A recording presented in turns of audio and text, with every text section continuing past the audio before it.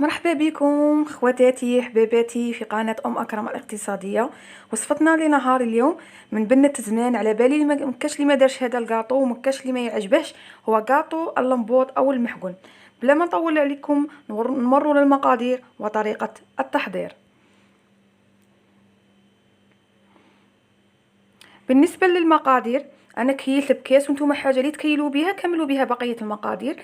درت كيله تاع بيض، جاتني 4 حبات باسكو كبير شويه، قاعده تجيكم حتى 5 حبات لا كانوا صغار. كيله تاع سكر عادي. كيله ونص تاع زيت، معناها كاس ونص تاع زيت.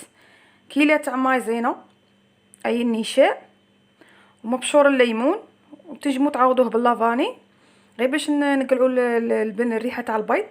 والخميره تاع الحلويات جاتني زوج ساشيات ونص، والفرينه دوك نخلطوا ونشوفوا شحال غادي تجينا.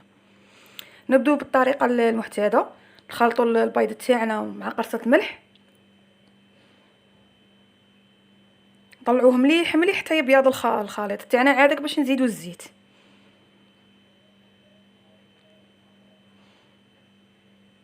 نزيدو له السكر،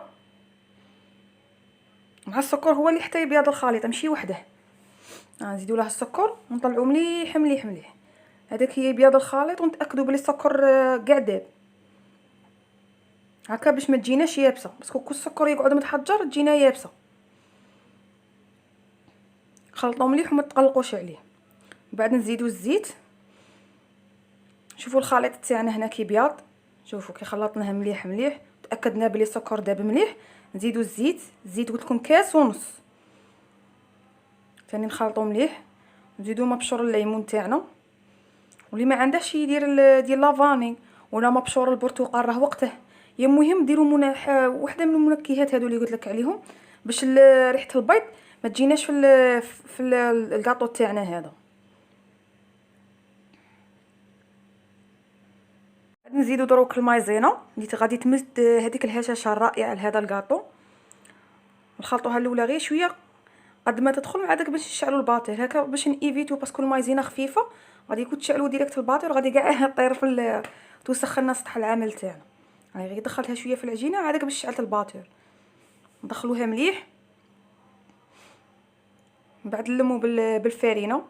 فرينه مغربله كالعاده، تقريبا فرينه جاتني 4 كيس 6 كيسان، وشدتها خاصها شويه زدت لها 2 مغارف كبار. المهم حتى نتحصل على عجينه طريه، ما نشفوهاش بزاف باش الكاطو يجينا هشيش. نخلطو غير بالاصابع هي بشويه حتى تلم لنا العجينه. شوفوا الشكل تاعها كي جا شباب، شوفوا راهي طريه او ميم طون ما تلصقش باليدين.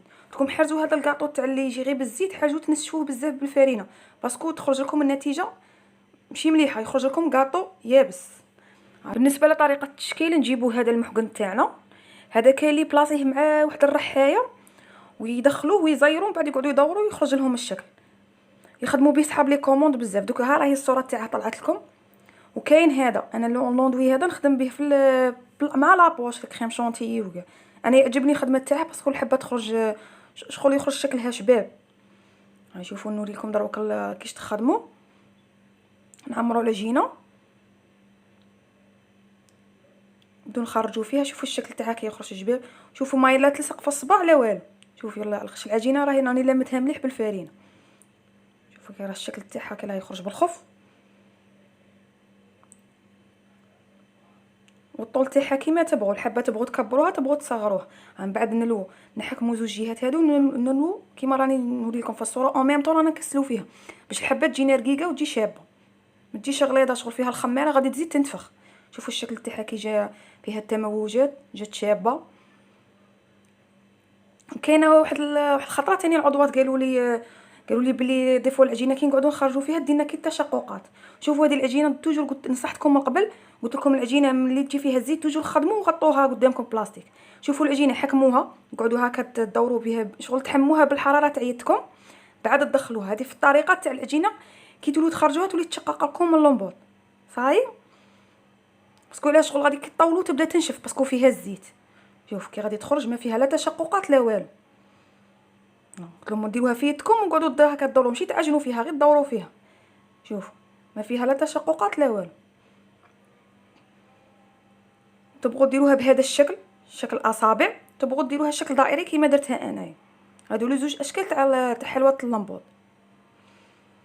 من بعد ما كملناها جاتنا تقريبا 37 حبه، قادة توصلكم حتى 40 حبه لكن صغرتهم الحبات ولا درتوهم شكل اصابع، قادة توصلكم حتى 40 حبه. غندخلوها طيب في الفرن من تحت حتى تحمر، من بعد نشعلوا عليها من الفوق. عنديكم معايا الكوشه كيما موالف نطلعوا عليها. الكوشه اللي سقسيتوني عليها هي كوشه تاع السعاده من نوع من الحجم المتوسط، خاطر كاينه الكبيره وكاينه الصغيره. شوفوا راني شاعل عليها من تحت على نار متوسطه حتى كي حمرت لي شعلت عليها من الفوق، والنار ثاني نهفي درتها نار متوسطه. وراني ما انا كيما نقول لكم ما طلعتهاش الفوق، قلت حتى تبدا تحمر لي نطلعها من الفوق باش نتاكد بلي طابت غايه من الداخل. وهذه كوشه فيها واحد العفسه شغل طيب جهه بجهه، اللي مره على مره تقلبوا البلا وضيفوا الحبات اللي في الجوانب ما يوصلهمش الطياب. شديروا لك تقلعوا من الحبات اللي في الوسط ديروهم في الجب، والحبات تاع الجب ترجعوهم في الوسط. هذه هي الطريقه تاع الطياب بها. راني شعلت عليها من الفوق باش تتحمر لنا. نشوفوها كي خرجت شابه، خرجت محمره والريحه تاعها روعه، مع فيها مبشور تاع الليمون. انا درتها في الطبق باش ما شغل ما تعرقليش من تحت. انا غير نخرج الكاطو من الكوشه ديريكت نقلعه نديرها في بلا ولا في كاش حاجه. شوفوا شكلها كي خرج شباب، خرجوا فيها ديك التموجات تاع اللمبود اللي خدمت به. غنوريكم النتيجه كي خرجت من الداخل. على بالي كاين بزاف يبغوا هذا الكاطو. شوفوا تخرج مقروشه طريه من الداخل، البنه تاعها تحفه. ان شاء الله حبيباتي تكون وصفه اليوم عجبتكم، وما تنساونيش في الجيم والبارطاج لتعم الفائده. والسلام عليكم ورحمه الله تعالى وبركاته.